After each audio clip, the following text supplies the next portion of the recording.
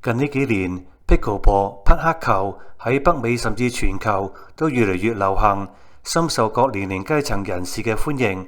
但係緊隨受歡迎程度上升，相關問題亦都逐漸浮現。近期最受關注嘅莫過於球員眼部嚴重受傷個案有上升嘅趨勢。BC 匹克球協會向傳媒表示，已經有幾名會員由於被個波擊中眼睛而失明。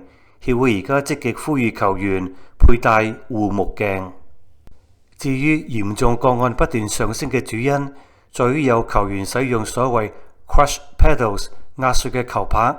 呢種以高溫同壓力製造出嚟嘅球拍之所以可以傷人，係因為基於球拍可能已經用得太耐，又或者有球員專登對塊球拍做手腳，將球拍中心部分變成為蜂巢咁樣，形成彈網一樣嘅效果，大幅提升過波嘅速度。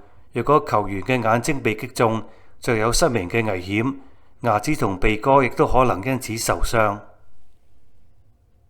其實呢個除咗涉及球員受傷嘅問題之外，亦都令人對匹克球呢種運動嘅誠信同正直性存疑。協會高層話，由於匹克球嘅球場比網球場細好多，當個波以高速飛過嚟嘅時候，企喺中間隔網前面，俗稱 kitchen 後面打波嘅球員，尤其係年長人士，未必可以及時閃避，受傷嘅機會率自然會大幅上升。咁點樣先至知道塊球拍出現問題呢？有球會高層話，如果球拍太大聲，用手指公壓落球拍面嘅時候，出現碎裂聲或者類似海綿嘅觸感，顯示球拍可能出現問題。另外，時間越耐，球拍就會變得特別光滑。一旦出現呢種情況，就應該立刻更換球拍。